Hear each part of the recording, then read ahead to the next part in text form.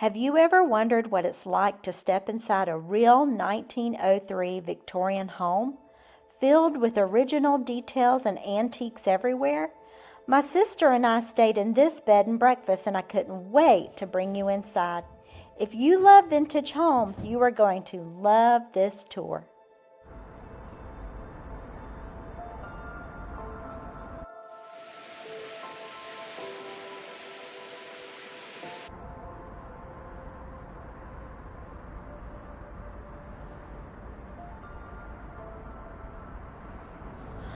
Okay, so my sister and I have been staying here for a few days, and I've liked this place so much I wanted to share a tour of the inside. I think if you're a lover of vintage, antiques, if you love old homes, any of that, you're gonna love this house. The current owners, kept the house very authentic. They did not replace trim, they kept doors, they kept even doorknobs, so it has a lot of the original stuff. We are towards the end of the point on the peninsula, I guess is what it's called.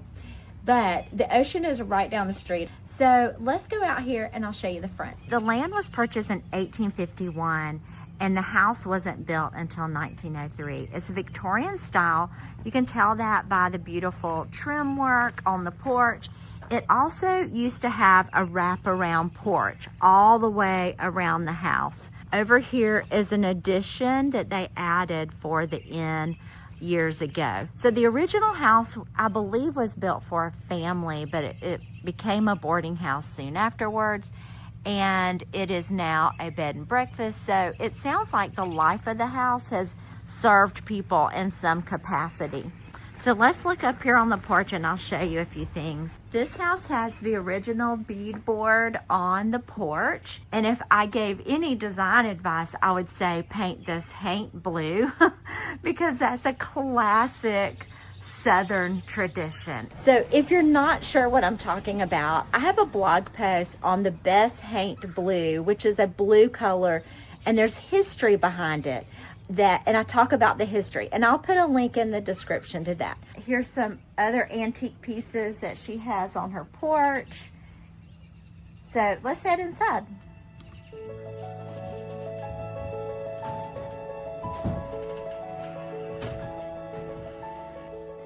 Okay, so before we go on the tour, I wanted to share with you that this is a working bed and breakfast. So one of the rooms is not made up.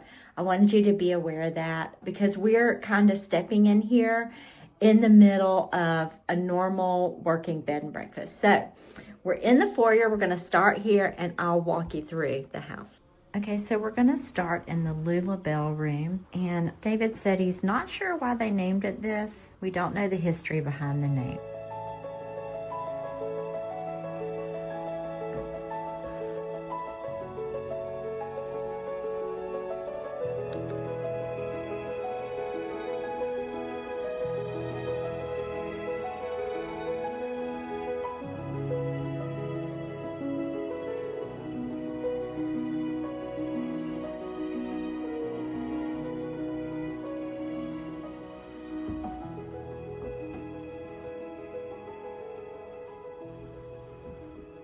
So this part of the room, if you'll notice where the floor goes down, this was the wraparound porch.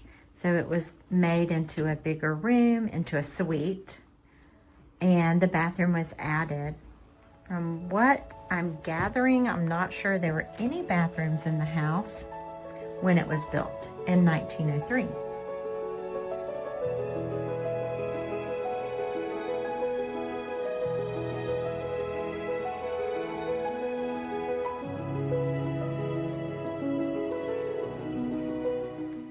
Also, David shared that this was his grandmother's Victorian side table.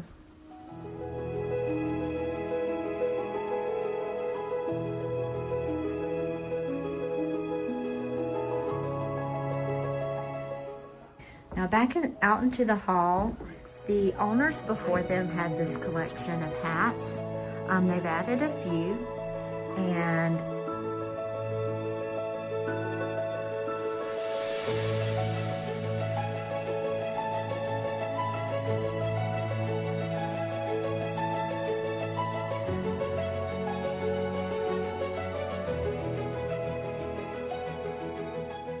This room is called the Mason Locke Weems, and the street is called Weems. I also love that the house has the original doorknobs, and each room, it looks like they've taken like forks and spoons. Each room's keychain has like an old fork or spoon.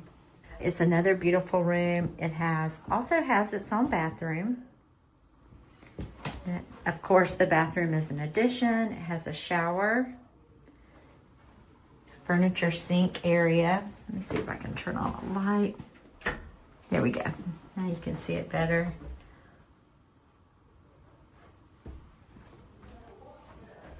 And I love that they added a bathing suit, a Victorian bathing suit, because we are at the end of a peninsula, so it's just fitting that you have a Victorian bathing suit. So this built-in is probably original to the house.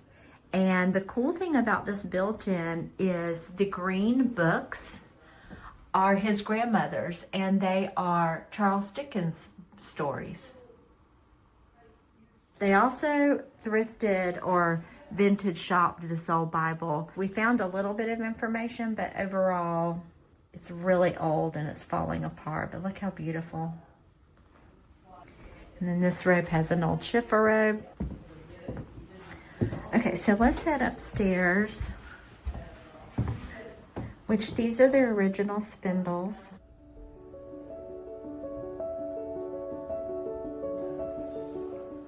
And this newel post really makes a statement, and it is beautiful.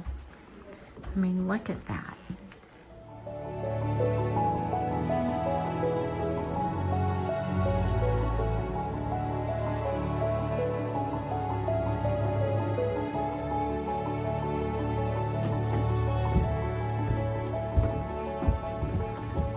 There's 5 rooms in the house that they can have guests in.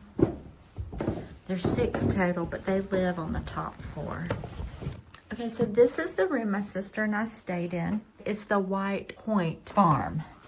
So this land, you see from the map, it's like a peninsula, right? Mm-hmm. It was all farm. And in the late 1800s, the owner started subdividing it 50 by 150 lots and selling them for $25.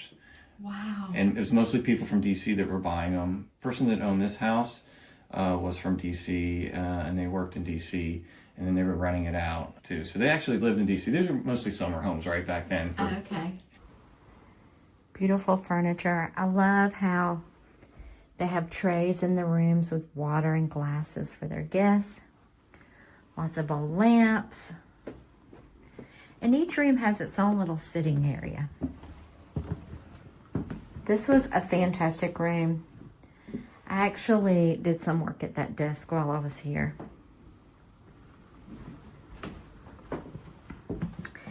Now, these stairs we think are added. We're not 100% sure, because that is where the owners of the house, that's their suite up there that they stay in. But more antique furniture over here. And originally in this house, there's a pretty good chance that this was just open all the way through, and there was a window back there. That helped really draw air through the house, because remember, they didn't have air conditioning back then. This, however, is probably original. All the wood floors are original to the house also. This is the bathroom my sister and I used while we were here. It was added. This whole part of the house was added.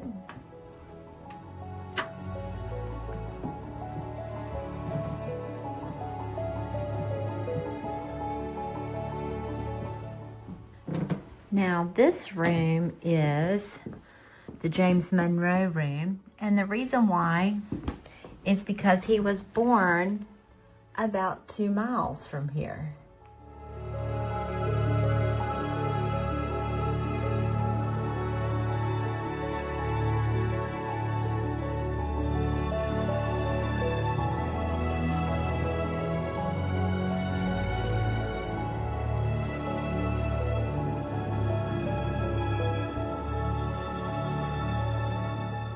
Again, this bathroom is an addition, so it was added. It is a nice big bathroom. Has a big tub.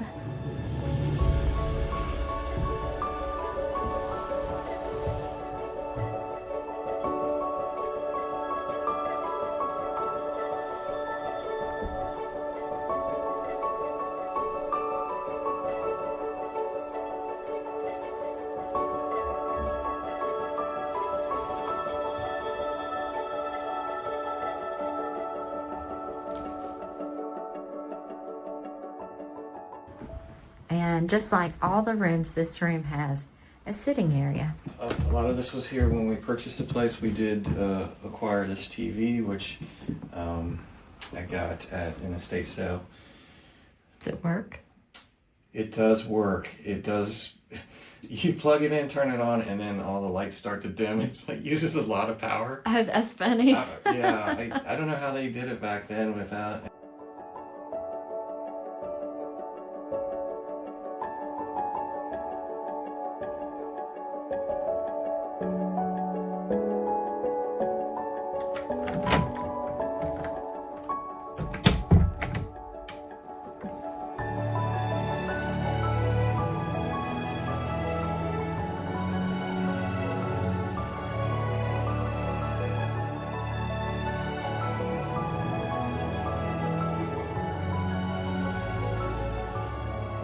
Okay, there's one more room to show you downstairs, and then we'll go into the main living areas.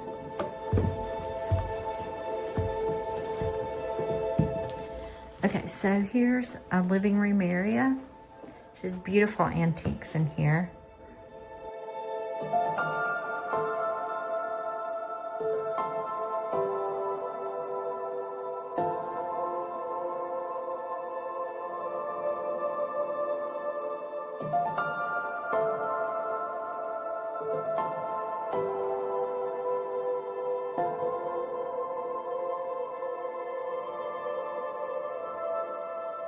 This is Dave's greatest grand uncle.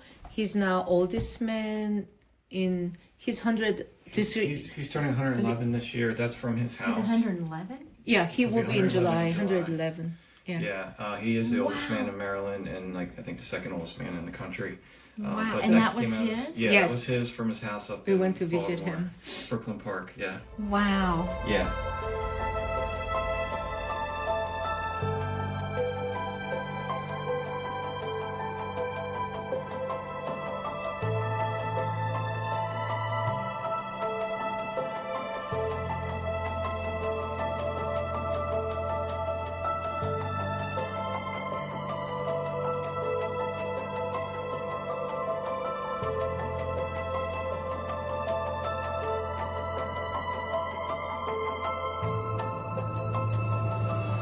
So the last room that they have guests in is what they call the George Washington room, and they renamed this room. For Virginia's 250th, we renamed this room the George Washington Suite, and we put this up there. That was from 1932. Dave thinks this room was originally where all the girls slept because it has so many closets.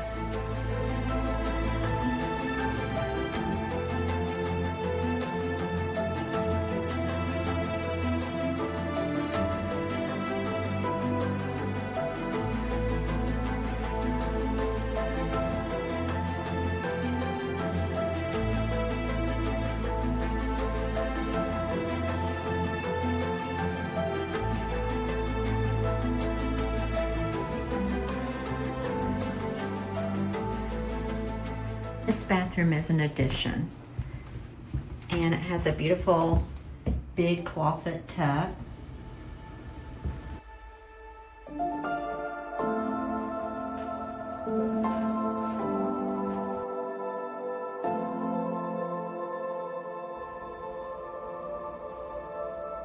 You have 5 rooms to accommodate people. Yes, we Okay, do that's in what the I'm- house, right? Okay. And then the outside house, which is called the Carriage House. That's Yeah, I thought I read something about. So you Yeah. have a house out there, you So can. So that used to be a garage back in the 90s, and then they raised it up, and so it's got a loft bedroom up top, but spiral staircase going to that. Okay. And it's got a kitchen, a bathroom.